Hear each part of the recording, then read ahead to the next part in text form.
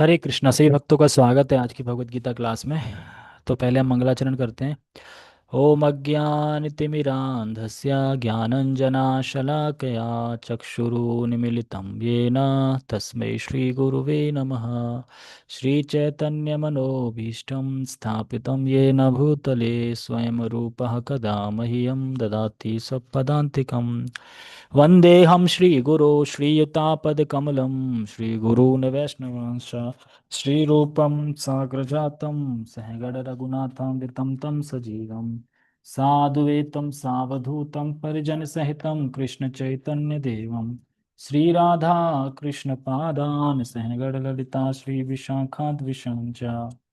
हे कृष्णा करुणा सिंधु दीनबंधु जगतपते गोपेश गोपिका कांता राधा कांता नमस्तते। तप्त कांचन गौरांगी श्री राधे वृंदावनेश्वरी वृषभानुसुते देवी प्रणमामि हरिप्रिये। वाञ्छाकल्पतरुभ्यश्च कृपा सिन्धुभ्य एव च पतितानां पावनेभ्यो वैष्णवेभ्यो नमो नमः। जय श्री कृष्ण चैतन्य प्रभु नित्यानंद श्री अद्वैत गदाधर शिवासादि गौर भक्तवृंद।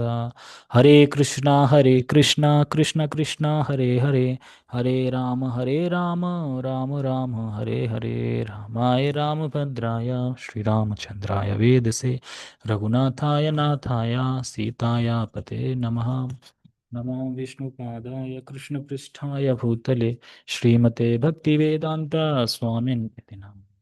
नमस्ते सारस्वते देवे गौरवाणी प्रचारिणे निर्विशेष शून्यवादी पाश्चात्य देशतारिणे।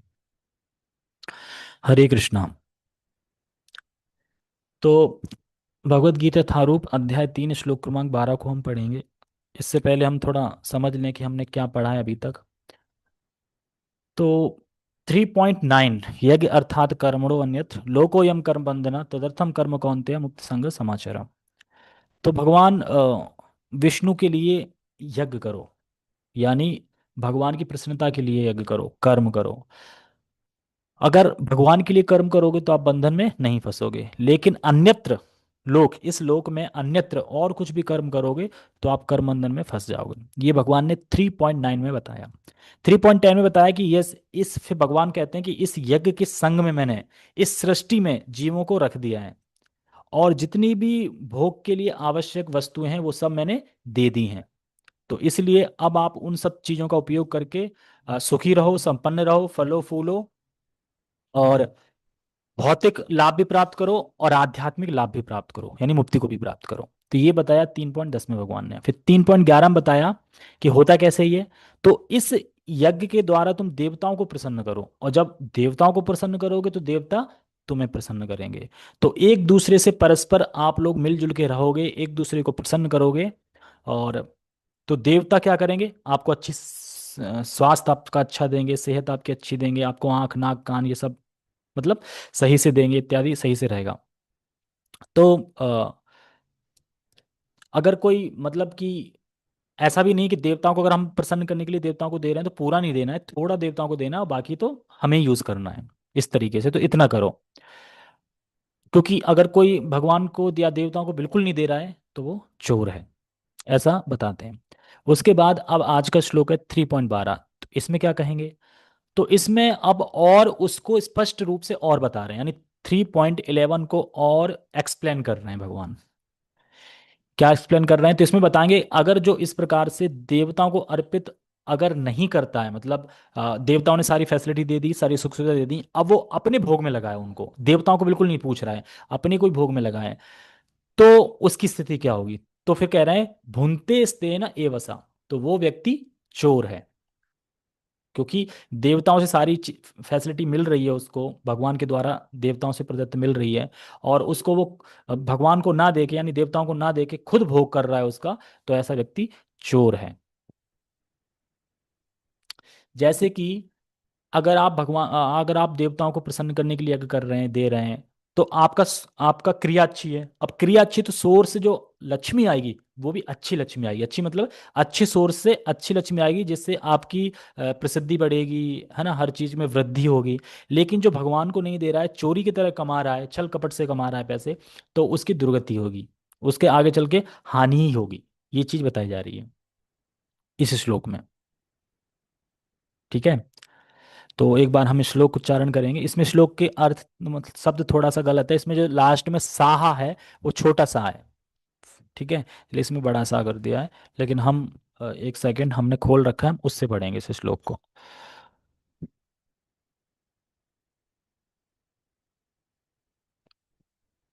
भगवद गीता यथारूप अध्याय 3 श्लोक क्रमांक 12। इष्टान भोगानि वो देवा दास्यन्ते यज्ञ भाविता तैर्दत्तान अप्रद्याभ्येयो यो भुङ्क्तेस्तेन एव सा। इष्टान भोगानि वो देवा दास्यन्ते यज्ञभाविता तदर्थान प्रदायेभ्यो यो भुङ्क्तेस्तेन एव सा। तो वही थोड़ा गलत था, उसमें सा जो लिखा था वो गलत लिखा, बाकी सब ठीक ही था। तो हम वापस आते हैं उसी पे। ठीक है। देखो इसमें ये बहुत इंपॉर्टेंट वर्ड है, इष्टान भोगा। ईष्टान, ईष्टान का मतलब क्या होता है? ईष्टान का मतलब गुरु महाराज बताते हैं, हिज ऑलनेस भक्ति आश्रय वैष्णव स्वामी महाराज। ईष्टान भोगा, भोगान ही वो देवा। तो इष्ट, इष्ट भोग क्या होता है? इष्ट भोग उसे कहते हैं जो आपके नित्यंत नित्यंत आवश्यक है, मतलब जो आपके लिए आवश्यक है, उसके बिना आप रह ही नहीं सकते, उसको बोलते हैं ईस्ट। ईस्ट भोग मतलब जैसे कि जिसको मैन्युफैक्चर नहीं कर सकते, जिसको हम बना नहीं सकते, वो प्राकृतिक देन है, वो देवताओं से आ रहा है, हम उसको बना नहीं सकते। जैसे हवा, जल, अग्नि, वायु, ये जीवन जीने के लिए अत्यंत आवश्यक है कि नहीं है? बिल्कुल अत्यंत आवश्यक है। इनको हम बना सकते हैं? नहीं बना सकते हैं। तो ये इसलिए बोला जा रहा है ईस्ट, यानी वांछित वस्तु है। वांछित मतलब जो जरूरत ही है, जीने के लिए चाहिए ही, जीने के लिए सांस चाहिए तो सांस चाहिए ही जीने के लिए, उसको कोई बना नहीं सकता। और बना भी सकता है तो कितनी मात्रा में बना सकता है, ये इसका ख्याल रखना चाहिए। तो इसीलिए यहाँ पे गुरु महाराज बता रहे थे कि उसके बिना आप जी ही नहीं सकते। क्योंकि मनुष्य के जीने के लिए आवश्यक है कि जो भी चीजें मनुष्य नहीं बना सकता, तो वो चीजें कहाँ से आती हैं? भगवान देते हैं देवता के थ्रू। तो भगवान देते हैं देवता के थ्रू, सप्लाई करते हैं भगवान ऐसी चीजों को। तो ये देवता द्वारा प्राप्त करते हैं और उनको देते हैं, तो वो भी खुश होते हैं। तो जब आपने ये जल अग्नि वायु ये सब कुछ देवता प्रोवाइड कर रहे हैं आपको, तो जब आपको ये मिलता है, फिर आप इससे क्रियाएं करते हो, तो उस क्रिया से जो भी फल मिलता है वो आपको देवताओं को अर्पित करना चाहिए। लेकिन जो नहीं करता है अर्पित, वो चोर है। तो इसीलिए कह रहे हैं इष्टान भोगानी वो देवा दास्यन्ते यज्ञ भाविता। तो इष्टान भोगान ही वो देवा। ईष्टान मतलब जो वांछित वस्तुएं हैं, भोगान मतलब जो जीवन के लिए आवश्यक वस्तुएं हैं।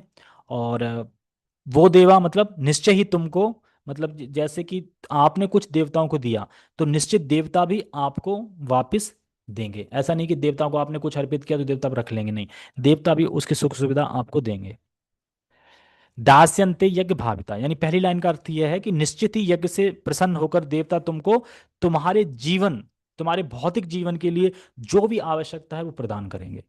पहली लाइन में हमें बस ये समझना है कि जब हम देवताओं को प्रसन्न करने के लिए देवताओं को देते हैं, तो देवता भी प्रसन्न होके तुम्हारे भौतिक जीवन में जो जो तुम्हें चाहिए, सुख सुविधा चाहिए, वो सब प्रदान करते हैं।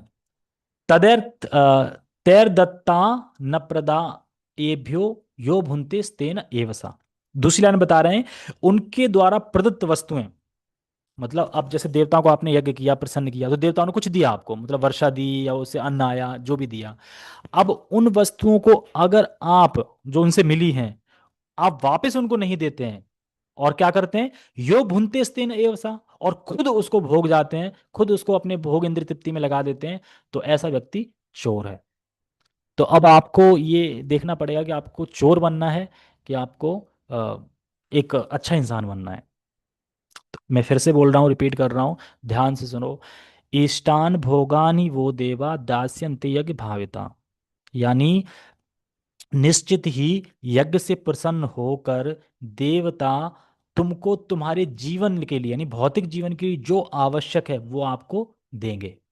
फिर दूसरी लाइन में कह रहे हैं कि जो देवताओं द्वारा प्रदत्त यानी देवताओं द्वारा जो आपको वस्तुएं प्राप्त हुई है अगर वो वापस आप उनको ऑफर नहीं करते हैं तो आप फिर क्या है, और अपनी इंद्र तृप्ति के लिए उसे भोग कर लेते हैं तो आप चोर हैं। ये पूरी श्लोक की लाइन है। पूरे श्लोक में ये भगवान बताना चाह रहे हैं। हेमलता, हरे कृष्णा, नेट नहीं चल रहा है आपका। मेरा नेट नहीं चल रहा है? अच्छा, कम कम चल रहा है, ठीक नहीं चल रहा है? हरे कृष्णा, नेट तो चल रहा है, फिर क्यों आप कह रहे हैं कि नेट नहीं चल रहा है?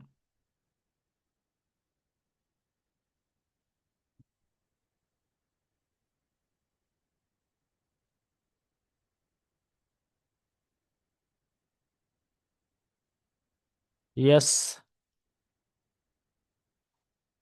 हरे कृष्ण। हरे कृष्णा।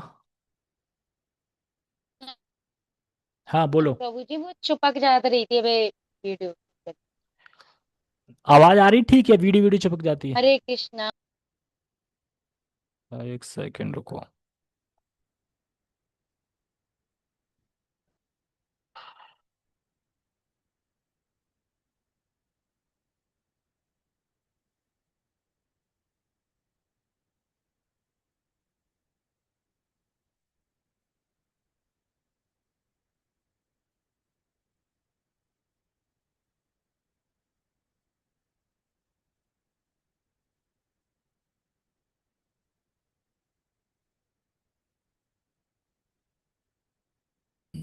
हरे कृष्ण। अभी आवाज आ रही ठीक? ये अभी भी चिपक रही है? यहाँ बेस में यही नेट का ही प्रॉब्लम रहता है, मैं क्या बताऊं।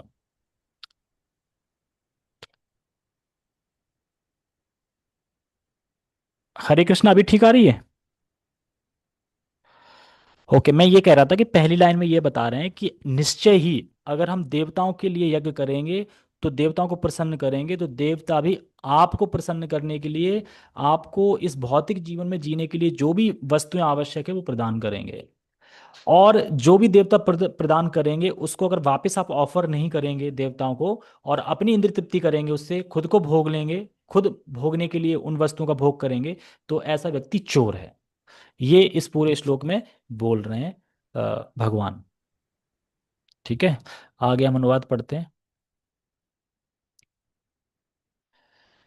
जीवन की विभिन्न आवश्यकताओं की पूर्ति करने वाले विभिन्न देवता यज्ञ संपन्न होने पर प्रसन्न होकर तुम्हारी सारी आवश्यकताओं की पूर्ति करेंगे, किंतु जो इन उपहारों को देवताओं को अर्पित किए बिना भोगता है वह निश्चित रूप से चोर है। क्यों चोर है? क्योंकि जिसकी वस्तु है अगर आप उससे पूछ के नहीं ले रहे हैं, उसको ऑफर नहीं कर रहे हैं, तो फिर आप चोर माने जाओगे। जैसे कि मेरा फोन है, अब फोन कोई बिना पूछे उठा ले जाए तो चोर माना जाएगा, लेकिन पूछ के लेता है तो चोर नहीं माना जाएगा।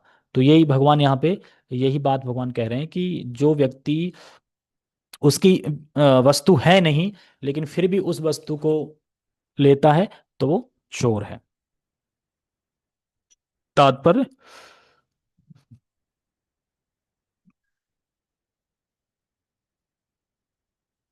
तात्पर्य इसका बहुत अच्छा है। शिला प्रभुपाद जी ने बहुत अच्छे से तात्पर्य लिखा है। देवतागण भगवान विष्णु द्वारा भोग सामग्री प्रदान करने के लिए अधिकृत किए गए हैं। अधिकृत किए गए हैं मतलब सारी वस्तुएं किसकी हैं? भगवान की। आपके पापा की हैं? वास्तव में आपके पापा की हैं सारी वस्तुएं। कौन है पापा? पिताजी कौन है? परम पुरुष भगवान श्री कृष्ण है। तो अब सारी वस्तुएं मतलब जो बता रहे हैं इसमें देवतागण भगवान विष्णु द्वारा भोग सामग्री प्रदान कर अधिकृत किए गए हैं, मतलब कि जैसे कि सरकार किसी को नियुक्त करती है ना कि आप इस बिजली के विभाग के बन जाओ अधिकारी, आप जल बोर्ड के अधिकारी बन जाओ। तो अब जब जल आता है हमारे पास तो वो सरकार के द्वारा आ रहा है, लेकिन भेज कौन रहा है? जो अधिकृत व्यक्ति किया गया है वो भेज रहा है।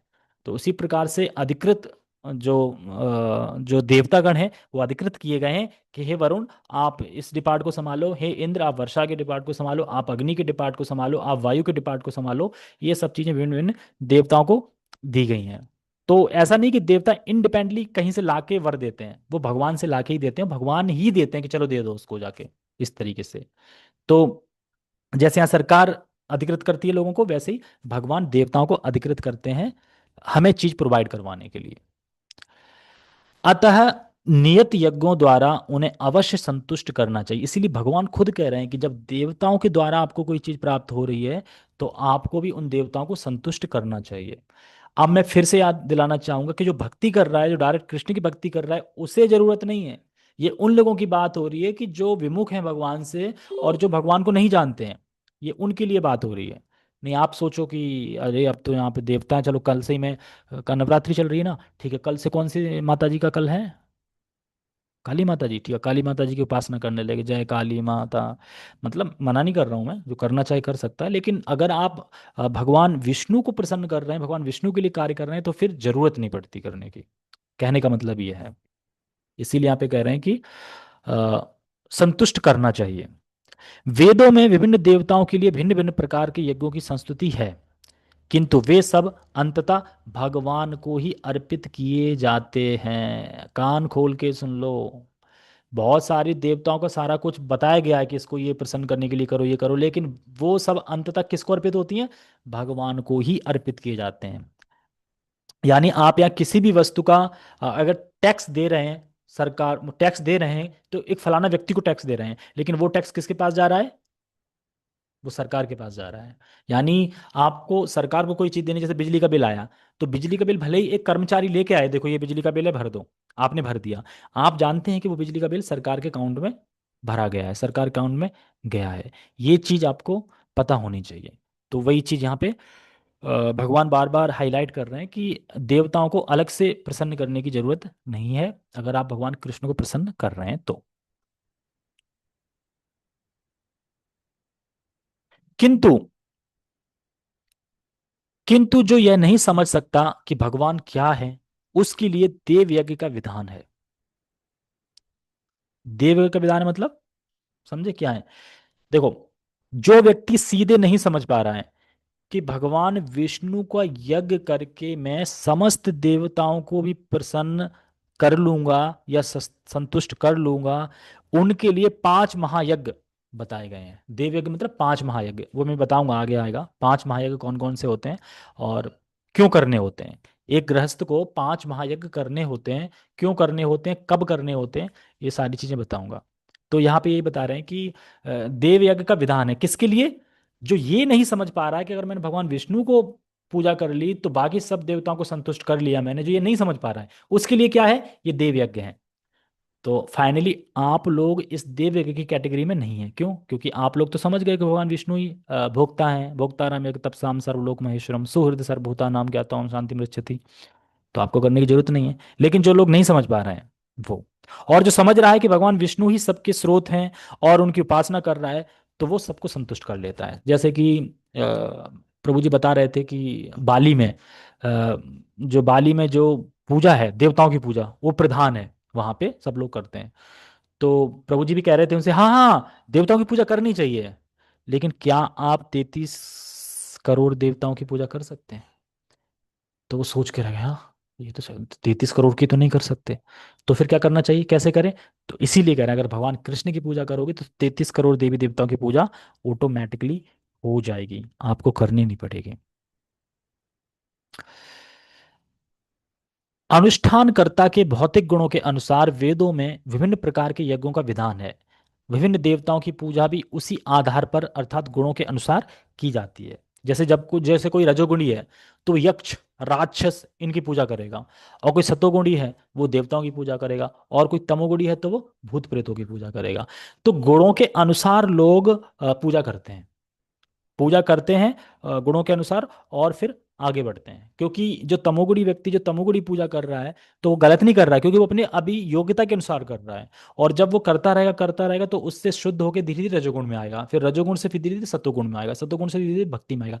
इसको बोलते हैं क्रमिक विकास, मतलब भक्ति की तरफ क्रमिक विकास, इसी को बोलते हैं इस तरीके से। लेकिन अगर कोई तमोगुणी व्यक्ति डायरेक्ट भक्तों के संग में आ गया, तो डायरेक्ट ही भक्ति में लग जाएगा वो, बस छलांग लगा के। जैसे एक है सीढ़ी के थ्रू आना, एक है लिफ्ट के थ्रू आना। तो लिफ्ट के थ्रू आप सीधा उठ जाओगे ऊपर, और सीडी के लिए आपको धीरे धीरे आना पड़ेगा, CD by CD by CD, है ना, इसलिए।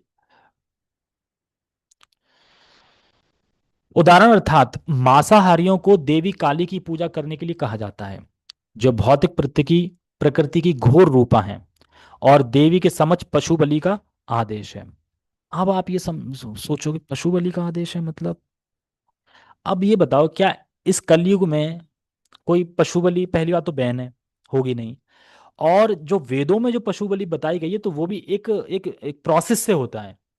ऐसा नहीं कि कोई भी एक काली देवी की फोटो रख ली और दे मुर्गा, काटे जा रहे, सारे मुर्गा ऑफर हो गए भगवान काली को, ऐसे नहीं है। वो पूरा विधिवत है। उस विधिवत से आप जब करोगे तो फिर आगे आप प्रगति करोगे, लेकिन कलयुग में ऐसा हो नहीं सकता। इसलिए कलयुग में जो भी बलि वगैरह हैं वो सब मतलब बैन है, नहीं कर सकते हम।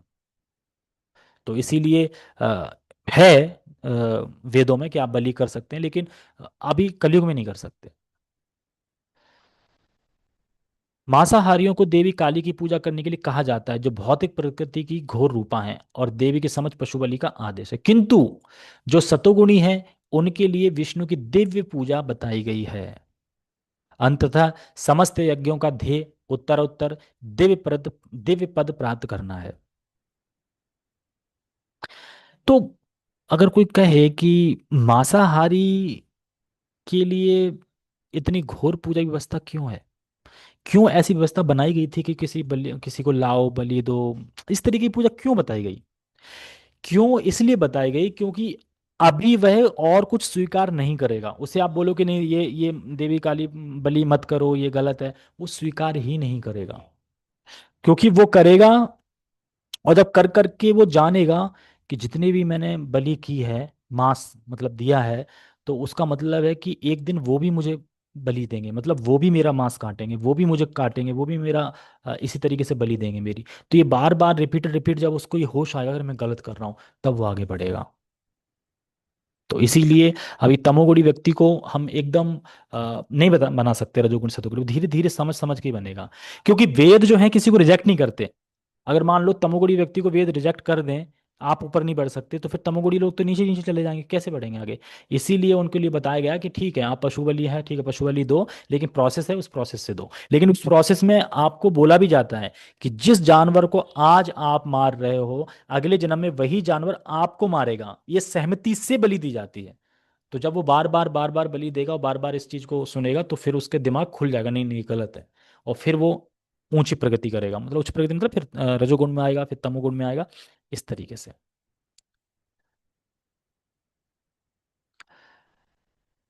अंततः समस्त यज्ञों का ध्येय उत्तरोत्तर दिव्य पद प्राप्त करना है। सामान्य व्यक्तियों के लिए कम से कम 5 यज्ञ आवश्यक हैं, जिन्हें पंच महायज्ञ कहते हैं। हाँ आ गया।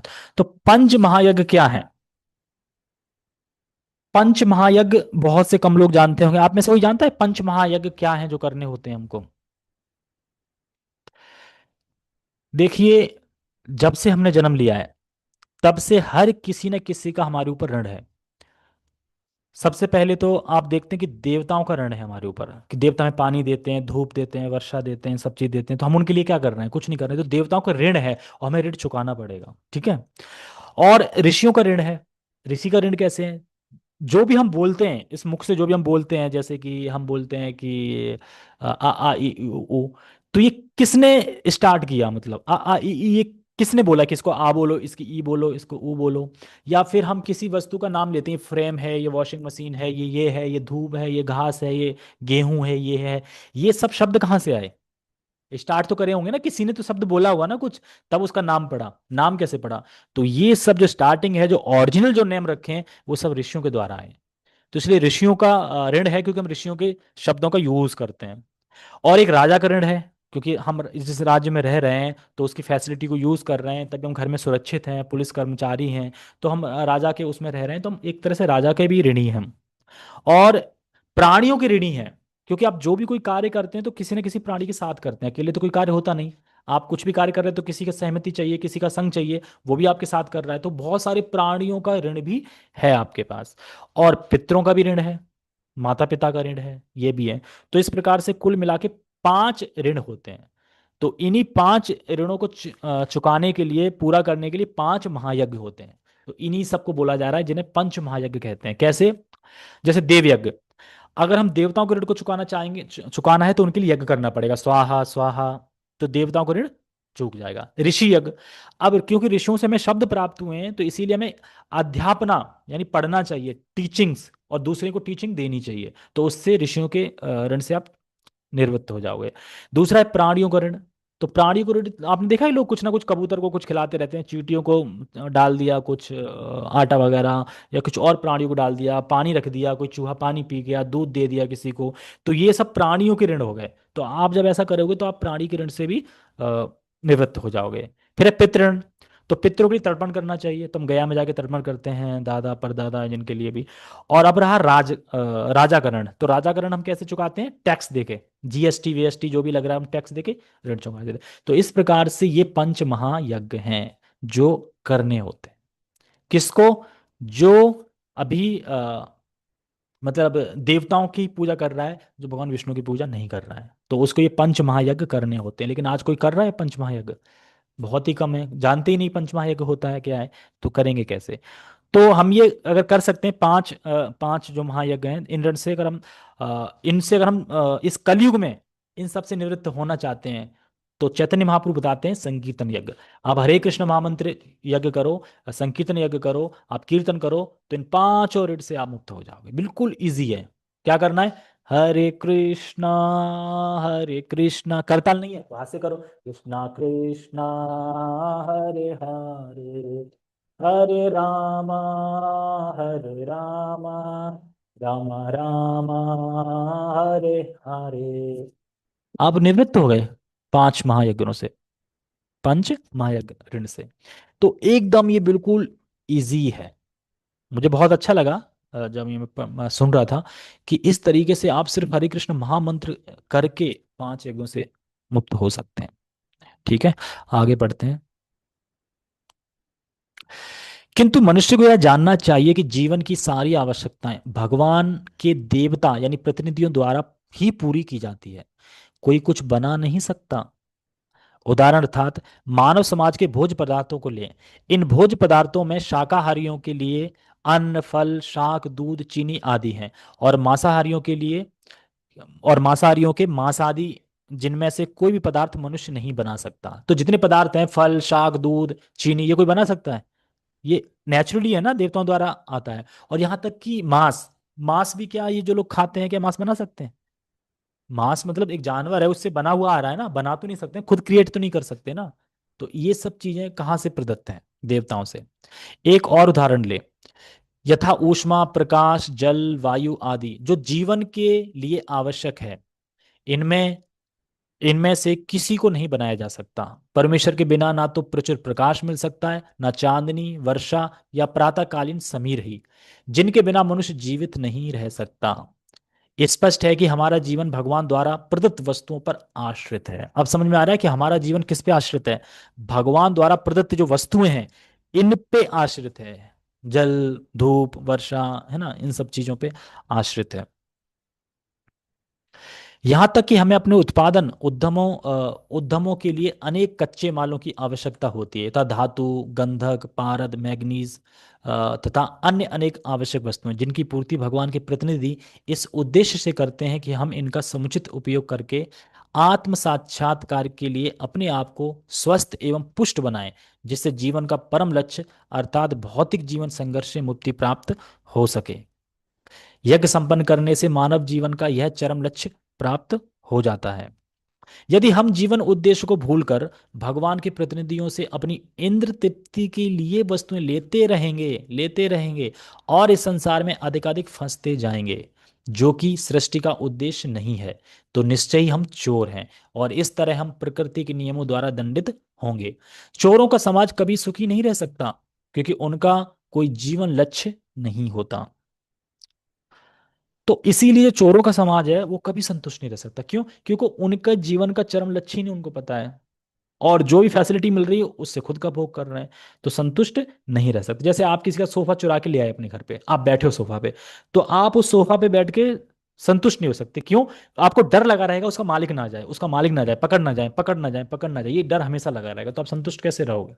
लेकिन आप किसी से पूछ के लाते हो तो आप संतुष्ट से बैठोगे उस पे, हाँ बढ़िया है। जैसे कि फॉर एग्जाम्पल, आप मान लो कि किसी ऐसे यज्ञ वगैरह में या फिर कहीं ऐसे पार्टी में, मतलब कहीं पे भी गए हो जहाँ पे बैठने के लिए आपको सीट नहीं मिल रही, पर एक आपको खाली सीट मिल गई, आप बैठ गए उसको, तो आपको डर लगता रहेगा किसी की सीट है तो नहीं, पहले से कोई बैठा तो नहीं था यहाँ पे, आ तो नहीं जाएगा, आ तो नहीं जाएगा, आ जाएगा तो आपको हटना पड़ेगा, मान लो उसकी सीट है वो। या ट्रेन का एग्जाम्पल समझ सकते हैं, ट्रेन में आपको सीट खाली मिल गई, आप बैठ गए उस पर। अब आपको बैठे बैठे डर नहीं लगता रहेगा कि जो इसका ओरिजिनल मालिक है वो आ जाएगा तो हटा देगा, या फिर टीटी आ जाएगा, क्योंकि हमारी सीट तो है नहीं। तो इसी तरीके से जो चोर हैं, जिनका कोई जीवन का लक्ष्य नहीं है, वो हमेशा डरते रहते हैं। देखो हमारे जीवन में जो आवश्यक है वो कहाँ से आ रहा है? आप बना के दे रहे हैं? नहीं, देवता यानी भगवान से आ रहा है, मोटा मोटा। और हमें क्यों दी जा रही है वो चीज? भोगने के लिए? नहीं, उपयोग करने के लिए, कि इससे आप उस चीज को उपयोग करके, उपयोग करो, उसको यूज करो, ताकि आप स्वस्थ एवं सुखी रहो। और फिर क्या करो? आगे फिर उससे भगवान की प्राप्ति करो। कम से कम भक्त लोग तो इतना समझें कि जो भी चीज हमें दी जा रही है, हमें आंख नाक कान क्यों दिया गया? डिस्को देखने के लिए? कान क्यों दिए गए? बॉलीवुड गाने सुनने के लिए? नहीं, भगवान का कीर्तन सुनने के लिए, आंख भगवान का रूप देखने के लिए। तो कम से कम भक्त लोग ये समझे कि हाँ हमें ये करना है, ताकि हम आगे भगवान की प्राप्ति जल्दी से जल्दी कर सकें। अब आंख नाक कान हमें दे दिया भगवान ने, तो अब उन आंख नाक कानों से हमें क्या करना है? भगवान को प्रसन्न करना है। और अब उन आंख नाक कान से हम खुद का भोग करेंगे तो हम चोर कहलाएंगे। तो यही बार बार चोर चोर चोर इसमें वर्ड आ रहा है। तो उनका उपयोग अगर हम भगवान की सेवा में करेंगे तो होता क्या है, देखो एक आग का भी कोई देवता है, जैसे मेरा मुख है। अब हम जो बोल रहे हैं उसके देवता कौन है? सरस्वती हैं। जब आप इस मुख से भगवान का गुणगान करोगे, भगवान की महिमा का गान करोगे, तो किसको फायदा होगी? एक तो आपको फायदा होगी, दूसरा सरस्वती माता को भी फायदा होगी। क्यों? क्योंकि आप उनकी शक्ति का उपयोग किस लिए कर रहे हैं? भगवान की सेवा के लिए। तो उनको भी उसका कुछ भाग मिलेगा, इसलिए देवता प्रसन्न होते हैं। समझ में आया? आग का उपयोग, जो आग के देवता हैं, अब कौन से हैं मुझे याद नहीं आ रहा, लेकिन जैसे बुद्धि के देवता हैं ब्रह्मा जी, अब बुद्धि का उपयोग भगवान की सेवा के लिए करोगे तो ब्रह्मा जी को भी प्रसन्नता होगी। अब उस बुद्धि का आप ये प्रयोग करोगे, किसका मुझे मर्डर करना है, कैसे करूं, तो क्या ब्रह्मा जी प्रसन्न होंगे? तो ये फायदा है, इसीलिए कह रहे हैं कि जो भी चीज आपको दी जा रही है उपयोग करने के लिए, उससे जब भगवान की सेवा करते हो तो जिन्होंने दी है वो भी प्रसन्न होते हैं, वो भी खुश होते हैं इससे। ये चीज हमें समझनी चाहिए। जैसे आप अगर गलत कर रहे हो तो खुद भोग रहे, मतलब खुद भोग रहे हैं। तो इसी तरीके से जो देवताओं के लिए नहीं कर रहे हैं, भगवान के लिए नहीं कर रहे हैं, तो वो खुद अपने लिए कर रहे हैं, तो फिर वो दुख भोगते हैं इस तरीके से। क्योंकि उन्हें पता ही नहीं रहता कि मानव जीवन किस लिए मिला है, हमें इस मानव जीवन से क्या करना है, पता ही नहीं है। पाप लगेगा कि पुण्य होगा, क्या होगा, बस अपने मन की कर रहे हैं। मतलब चोरों का समाज होता ही क्या है? सिर्फ इंद्र तृप्ति पे आधारित होता है। हमारी इंद्र तृप्ति हो जाए, चोरों का समाज होता ही यही है कि इंद्र तृप्ति पे आधारित होता है। इसलिए शिला प्रभुपाद जी ने बहुत अच्छा तात्पर्य दिया है, इसमें बहुत कुछ समझ सकते हैं। टाइम भी कम है तो इसलिए मैं थोड़ा जल्दी जल्दी करता हूँ, पढ़ देता हूँ इसको, आगे क्या है। भौतिकतावादी चोरों का कभी कोई जीवन लक्ष्य नहीं होता। होता है? चोरों से पूछो क्या करना है लाइफ में, कोई नहीं, बस चोरी करनी है, खाना पीना, चोरी करनी, खाना पीना, कोई लक्ष्य नहीं आगे। और जिसका लक्ष्य नहीं होता वो संतुष्ट नहीं हो सकता, खुश नहीं हो सकता। उन्हें तो केवल इंद्र तृप्ति की चिंता रहती। जैसे कि एक एग्जाम्पल है, धुंधकारी की कथा आती है श्रीमद् भागवतम में। तो उसमें धुंधकारी थे, और उनका एक भाई था। अ, भाई का नाम था धुंधकारी, किसी को याद आ रहा है? मुझे एकदम नाम भूल गया। उनके जो कान थे वो गाय की तरह थे, गाय की तरह उनके कान थे। उनका मुझे नाम एकदम स्प्लिट हो रहा है माइंड से। गौकर्ण, यस। गोकर्ण। हाँ गौकर्ण नाम है, यस ठीक है। मुझे याद आ गया, आपके बताने से पहले आ गया था याद, लेकिन चलो कोई नहीं, थैंक यू। तो गौकर्ण, तो जब गौकर्ण देखते हैं कि मेरा भाई जल के मर गया या मेरा भाई मारा गया है, तो वो अपने पैतृक घर वापस आते हैं, तो एक दिन लेटे रहते हैं। तो बताते हैं कि भाई मैं धुंधकारी हूँ, और वो इतना पाप किया था कि बोल भी नहीं पा रहा था। तो फिर गौकर्ण कुछ मंत्र वगैरह देते हैं, पानी जल छिड़कते हैं, तो वो बोल पाता है कि भाई मैंने बहुत गलती करी, मैं इसमें तड़प रहा हूँ, ना मैं पानी पी सकता हूँ, ना मैं कहीं रह सकता हूँ, मुझे बचा लो, मुझे बचा लो। मैंने जिन वेश्याओं को रखा था उन वेश्याओं ने ही मुझे गला घोंट के मार दिया। क्यों पता है? क्योंकि जब वो वैश्या कहती थी कि मुझे ये हार चाहिए, मुझे वो हार चाहिए, तो वो चोरी करके लाता था। और जब चोरी करके लाता था तो उन वैश्याओं ने सोचा कि ये तो चोरी करने जाता है, अगर ये किसी दिन पकड़ा गया तो इसके संग में हम भी पकड़े जाएंगे। तो क्या करें कि सारा सामान लपेटते हैं और इसको यहीं दफना देते हैं। तो ये चोरों की मानसिकता होती है, उन्हें कुछ मतलब नहीं किसी से। वो बस अपना उसी दिन चोरी करते हैं, जीते हैं, कोई जीवन का परम लक्ष्य नहीं होता उनका। वो कुछ भी कर सकते हैं।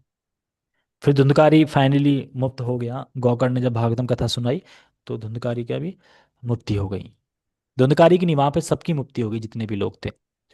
उन्हें तो केवल इंद्र तृप्ति की चिंता रहती है कि कल हम कैसे खाएंगे, कल कहाँ रहेंगे, बस। वे नहीं जानते कि यज्ञ किस तरह किए जाते हैं, किंतु चैतन्य महाप्रभु ने यह यज्ञ संपन्न करने की सरलतम विधि का प्रवर्तन किया है। यह है संकीर्तन यज्ञ, जो संसार के किसी भी व्यक्ति द्वारा, जो कृष्ण भावनामृत के सिद्धांतों को अंगीकार करता है, संपन्न किया जा सकता है। यानी जो भक्ति नहीं कर सकता उसके लिए महायज्ञ की अरे वो बात कीर्तन की बोली जा गई रही। तो याद चले। क्या? आपका अनम्यूट था।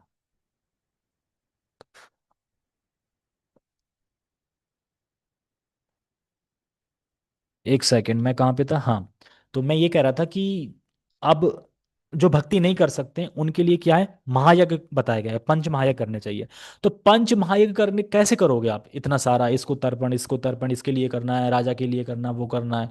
तो क्यों ना आप हरिनाम संकीर्तन यज्ञ कीजिए। हरिनाम संकीर्तन यज्ञ करोगे तो सारा आप ऋण से निवृत्त हो जाओगे। ऋण से निवृत्त हो जाओगे तो फिर भगवान की प्राप्ति करोगे।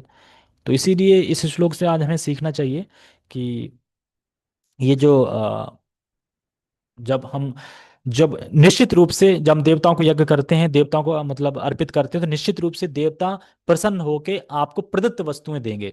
जो आपको भौतिक जीवन में जीने के लिए जो वस्तुएं चाहिए वो सब देंगे। और जब आपको वो वस्तुएं मिलेंगी तो उन वस्तुओं को आप जो भी बनाओगे, जो भोग करोगे, तो उस भोग करने से पहले आप उन्हें ऑफर करोगे देवताओं को। तो फिर धीरे धीरे आप क्रमशः आपका विस्तार होगा। लेकिन अगर आप खुद से भोग कर लोगे, देवताओं को नहीं दोगे, तो आप चोर हो। और कल का श्लोक बहुत अच्छा है। आप सब लोग जाते हैं, यज्ञ शिष्टाशिना संतो मुच्यन्ते सर्व किल्बषा भुंजन्ते तिथोगम पापम ये पचन्त्यात्म कारणात्। तो कल का श्लोक बहुत अच्छा है। उसे तो याद कर लेंगे, सबसे पूछूंगा मैं वो श्लोक। वैसे तो सबको याद है, लेकिन फिर भी अगर जिसको याद नहीं है तो वो इस श्लोक को याद कर ले। जैसे कि इसमें है श्रेया माता जी, आप याद कर लेना 3:13। ये तो याद होना चाहिए, 3:13। और कौन याद करेगा? बाकी सभी से बोल रहा हूँ, सब लोग याद कर लेना 3:13। ठीक है। यज्ञ शिष्टा शिनासंतो। तो कम से कम एक श्लोक तो याद करवाई दो। हरे कृष्णा, अच्छा नीचे ही है। ठीक है। हरे कृष्णा। जगत गुरु शिल प्रभुपाद की जय। श्रीमद् भगवद गीता की जय। तो हम थोड़ा श्रीमद् भागवतम भी पढ़ लेते हैं। थोड़ा पढ़ेंगे, ज़्यादा नहीं पढ़ेंगे, क्योंकि सबको सोना है। क्योंकि उसमें बहुत अच्छा चल रहा है अभी महाभारत का। तो